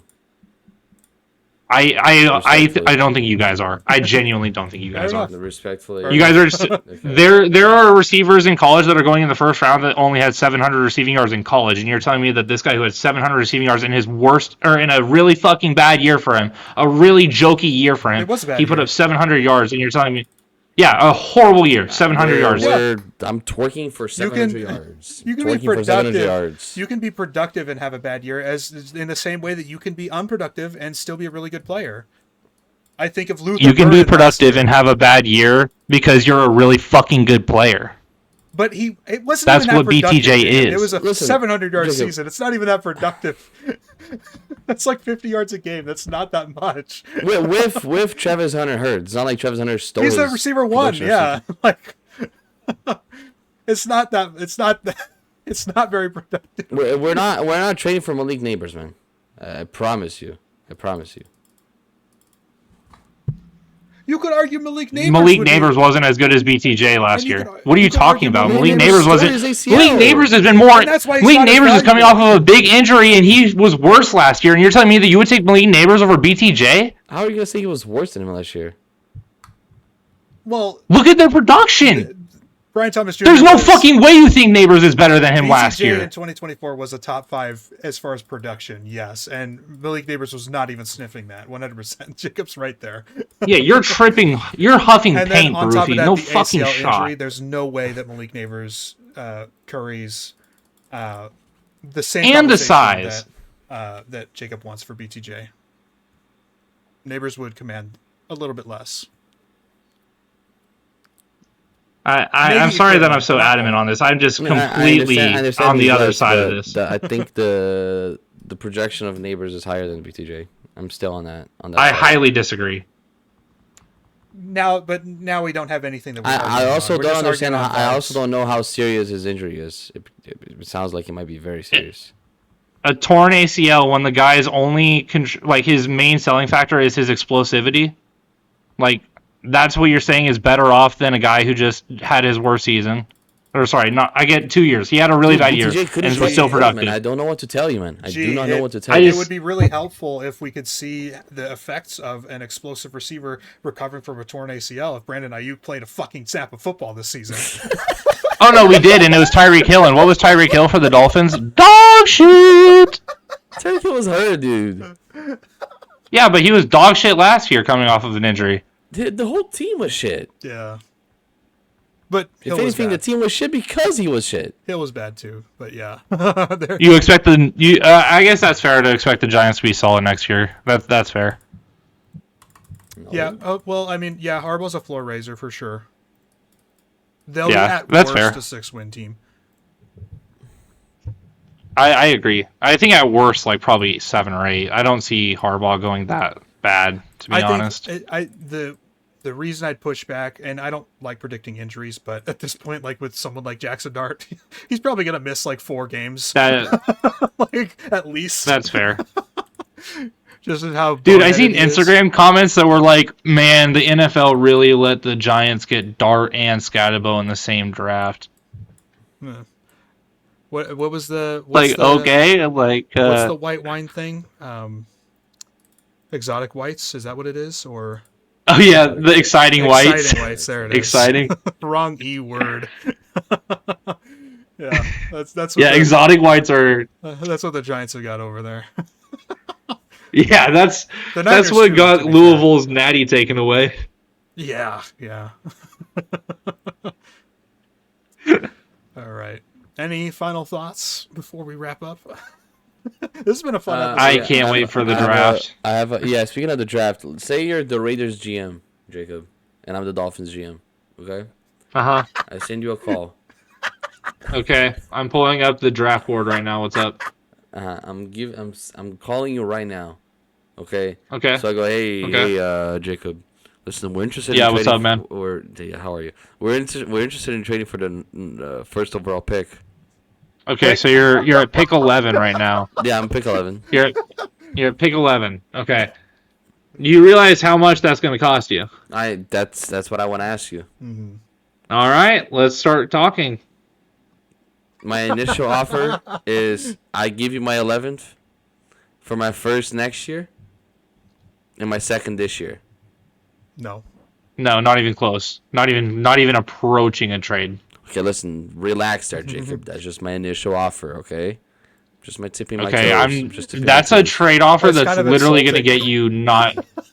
Yeah, that's not even going to get you a conversation, dude. All right, so listen. To show you how bad that. Here, let me switch my user over to the Dolphins 11th here and overall offer pick, that. next year's first, second, and third, and Tua Tagovailoa, but you pay his contract. I mean, I'm gonna have Mendoza on a rookie deal. That might be worth it. All right, It's worth it for Rufy, Dolphins, 100%, you're yeah. per Pro Football Focus sending your first, second, and your first next year gets you a 5% chance of the Raiders accepting it. Add Tua Tagovailoa to it. That might lower. That might make it go down. Yeah. That makes it go up to 60. Oh. 60%. You know, PFF is really. Now at a third round pick. I might be cooking. With gas. Wait, Yeah, that this trade is likely to be accepted. All right. So what is the? I'm an NFL GM right now. Hire me, Terry Pagula. So we said, I hate that trade though. No, it's a bad trade for the Raiders. I would hate that trade. I would hate that trade for the Raiders. Yeah, it is bad. Here, let me make that an actually good trade. Instead of giving them Tua Tagovailoa, let's throw in a good faith player here. Good faith player. You know what? Austin Jackson's coming off of a good year. We'll throw Austin Jackson. So two first, a second, a third, and Austin Jackson for the number 1 pick. I think that's fair. A first, second, two in Austin Jackson. No, not Tua, just Austin Jackson. A first, second, and Austin Jackson. Two Yeah. first, a second. Dude, Miami would be so Third and happy, Austin man. Jackson. And a third. And there's a third. And a third, 1, okay. 2. I Yeah. think you All might. this year, right? I think you might be able to 11th, drop the second, third. this year. I think you might be able to drop the third Yeah. in that case, or maybe make it like a. Or 6th move it pick. to next year. Or move Something it to like next. So, Yeah. well, if you move the third to next year, it's a 70% chance of accepting. The third this year, 80% chance. Dude, Yeah, I would. but I think would that's- so do that. I would so do that for Mendoza.